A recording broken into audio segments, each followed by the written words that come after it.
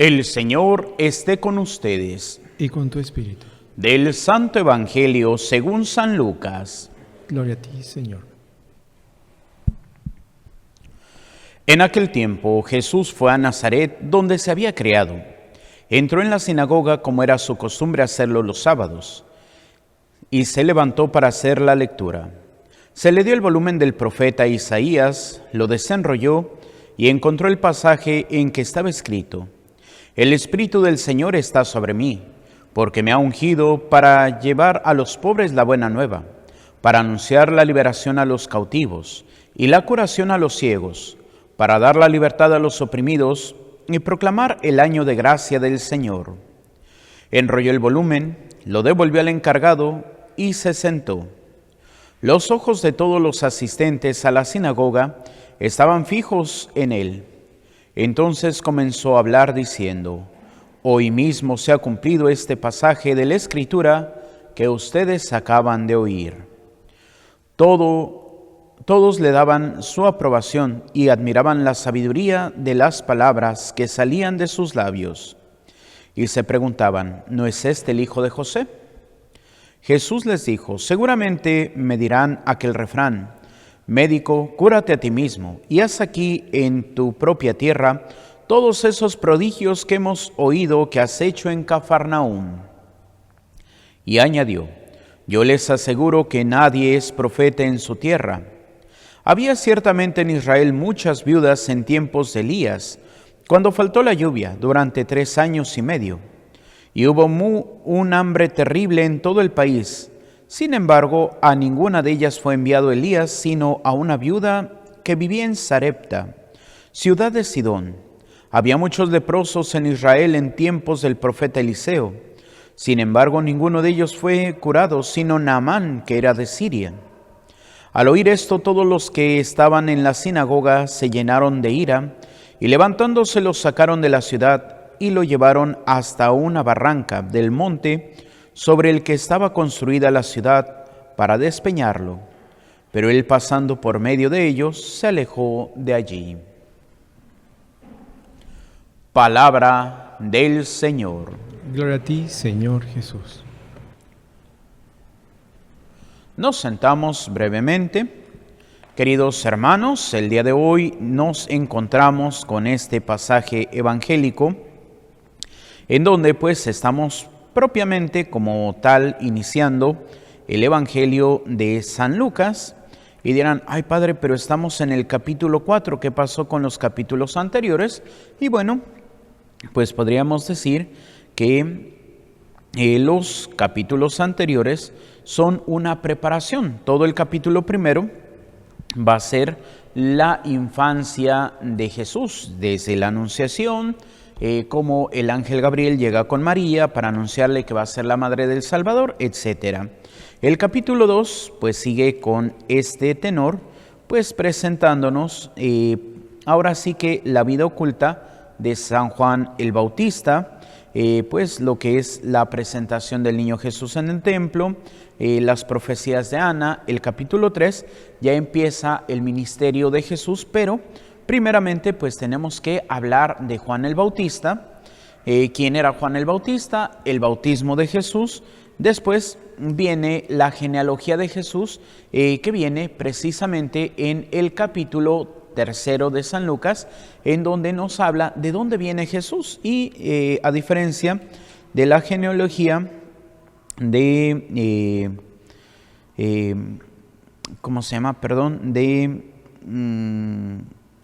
San Mateo, pues aquí se remonta pues propiamente pues hasta Adán, y la genealogía de el evangelista Mateo se remonta solamente desde Abraham. Entonces esta va todavía más atrás, y es ahí donde pues ya el capítulo 4 como tal inicia con las tentaciones de Jesús en el desierto, y propiamente después de estar en el desierto tentado por el demonio, entonces sí va a Nazaret para iniciar. ¿Cuáles eran los prodigios que Jesús había hecho en Cafarnaúm? pues todavía no eran muy grandes, eran uno que otro, pero que ya lo estaban nombrando como maestro. Por eso, cuando llega a la sinagoga, tiene pues ahora sí que la potestad para proclamar, pues ahora sí que la porción semanal, como le llaman los judíos, de lo que es la Tanaj. ¿Qué es la Tanaj? Para nosotros, pues todo el Antiguo Testamento, que es la Torá, de ahí viene la Ta. Luego los Nabim, que son los profetas, y los Ketubim, que son los libros de sabiduría. Entonces, pues en el pasaje semanal que le toca proclamar a Jesús, pues es de los Nabim, profeta Isaías. Y es ahí donde pues encontramos pues esta parte del capítulo 61 de Isaías. El Espíritu del Señor está sobre mí porque me ha enviado a anunciar la buena nueva a los pobres, para liberar a los cautivos, para dar la vista a los ciegos, para dar la libertad al oprimido y proclamar el año de gracia del Señor. Era precisamente lo que podemos llamar el camino profético. Y Jesús también, como el gran profeta, como se le suele llamar, pues es el que va a estar también. ¿Y por qué a Jesús se le llama el gran profeta? Porque así como los profetas anunciaron la venida de Cristo, Jesús nos anuncia el camino que lleva al Padre. Entonces, ¿quién es el profeta? El que anuncia. Entonces, por eso Jesús también se considera el gran profeta. ¿Por qué? Porque Él nos viene a anunciar el camino hacia el Padre. Y es aquí donde también lo que hoy escuchamos nos tiene que competir a cada uno de nosotros. ¿Por qué? Porque desde el día de nuestro bautismo también el Espíritu del Señor está sobre nosotros. Y también nos impulsa a llevar la buena nueva, a devolver la libertad a los oprimidos, la vista a los ciegos. Y dirán, ay Padre, pero es que yo no puedo hacer grandes signos milagrosos. O yo no puedo hacer milagros. Sí, pero podemos devolver la vista a aquellos ciegos que hoy no quieren ver. Como lo va a decir más adelante en el Evangelio, no hay ciego que aquel que no quiere ver. Y hoy estamos ciegos porque estamos viviendo, pues ahora sí que las condiciones que el mundo pone. Estamos viviendo la vida que el mundo propone. La segunda lectura del día de ayer, que es de Romanos capítulo 12, versículos 1 al 2. Por eso, transformaos en la mente y en el espíritu, para que hagamos lo que es bueno, lo que agrada, lo perfecto. Y es ahí, ¿cuántos de nosotros podemos tener esta regla? Y esta regla es muy fácil para hacer la voluntad de Dios. ¿Las cosas que hacemos son buenas, sí o no? Si son buenas, tenemos que pasar al segundo filtro. ¿Aquella cosa agrada a Dios? ¿Sí o no? Si agrada a Dios y es buena, entonces, ¿qué es lo que nos va a llevar? Nos va a llevar a la perfección. Pero hay tantas cosas que pueden ser buenas, pero que no le agradan a Dios. Por ejemplo, podríamos decir, irnos de fiesta una noche y ponernos hasta las chanclas. Podríamos decir, ay Padre, pues sí fue bueno, lo disfruté. Sí, pero la siguiente pregunta, ¿eso agrada a Dios? No. Entonces eso no me lleva a la santidad. Y es aquí lo que tenemos que ir buscando. Hoy lamentablemente no buscamos la santidad. Hoy lamentablemente no tenemos a Cristo como camino que nos lleva al Padre. Es más, hoy estamos nosotros inmersos en una situación en la cual estamos nosotros viviendo pues el dictamen del mundo. Simplemente hoy veía una frase. Hoy ser, como les llaman los wokes, ¿quiénes son estas personas? Pues aquellos que están a favor de los planteamientos LGTBIQ, del aborto, de tantas cosas que llevan al error, pero eso es lo que hoy el mundo propone como normal. Y aquel que quiera vivir la vida santamente, pues es aquel que está mal, aquel que es pues ahora sí que podríamos decir que el rebelde es aquel el sublevador. No. ¿Por qué? Porque nos hemos dejado llevar por el mundo y es ahí donde nosotros tenemos que aprender a vivir y tenemos que aprender a pues instaurar verdaderamente el reino de Dios. Es como, por ejemplo, ahí decían, ay padre, y entonces, ¿cómo podemos vivir una sexualidad sana? Pues miren, no hay que inventar el hilo negro. Si quieren ver uno de los grandes libros, hay un pequeño librito que se llama La Teología del Cuerpo de San Juan Pablo II. Y si no quieren gastar en el librito, miren, váyanse a la página del Vaticano y pues ahí, no me acuerdo si es en el 79-81 o en el 80-81, que son todas las catequesis de los miércoles que el Santo Padre va a hablar precisamente de la sexualidad vista desde el plan de Dios. Y es ahí donde también en el 92, cuando habla precisamente en el sexto mandamiento, cuando habla también de muchas cuestiones. Y por ejemplo ahí ya se habla de la homosexualidad. ¿Y qué es lo que dice? Que al homosexual no se le discrimina en la iglesia, que se le acepte, que se le acompañe. Pero siempre diciéndole que no puede caer en los actos homosexuales porque es pecado.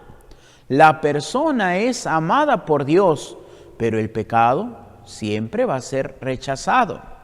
Por eso a veces veo y digo, ay, cuánta formación falta a la iglesia hoy en día, porque ponen ahí pues a una ovejita con la banderita LGTBIQ y así como que Jesús dice, no, yo no te rechazo.